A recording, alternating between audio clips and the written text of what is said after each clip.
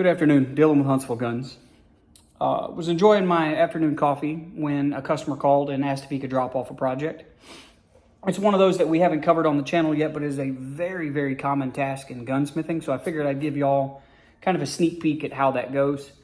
Customer has this is a Peter Soley black powder, 75 caliber black powder flintlock. It's a reproduction of what we'll call the Brown Bess. And the customer uses this in reenactment type things. So he goes to events and organizations where they do Civil War or earlier reenactments. And this is what this gun gets used for. Pretty cool firearms, but that's not actually what this video is about. We don't have a huge black powder market where I live. The majority of the rifle hunting that happens around here is centerfire.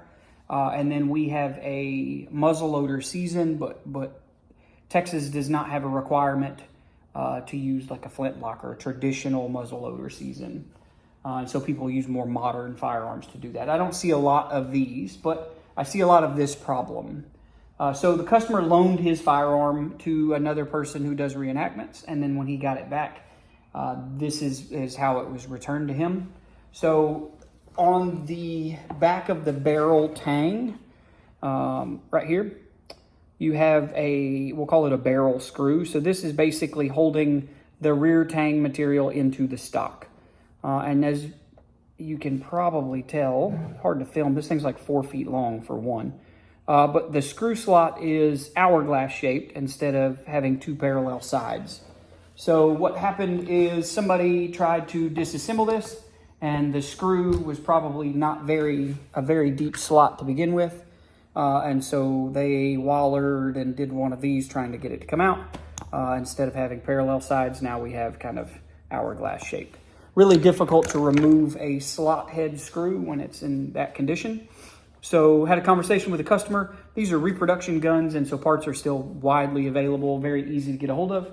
And so without having to worry about damaging and replacing an irreplaceable screw, I just need to get a stuck screw out of the firearm. Very common, probably have one or two of these a week across the platforms, shotguns, rifles, handguns, what have you. Somebody boogers a screw up and they need to get it out. And that's where the screw extractor comes in. This is a cheap set. I think this came from Tractor Supply 4 or 5 years ago. You'll break the drill bits before you break the screw extractors, but really, really common task.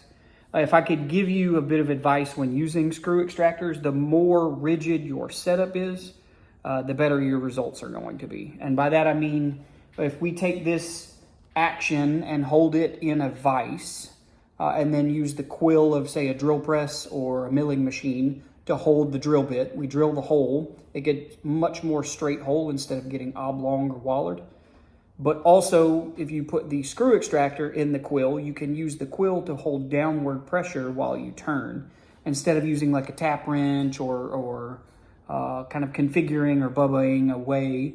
You have a non-slip method to hold that screw extractor in a very precise downward manner, and all of your force is going down into the screw instead of being cocked to one side, which is what led to this problem in the first place. So with that being said, I'm not going to bore y'all too much longer. Quick video. I'm going to get this screw pulled out for the customer. Just wanted to show you one of the things that comes in on a day-to-day basis. Like I said, this is probably, today is Monday. This is probably the second or third damaged screw that I've either had to repair or remove in the last week. So thanks for hanging out. Enjoy your afternoon.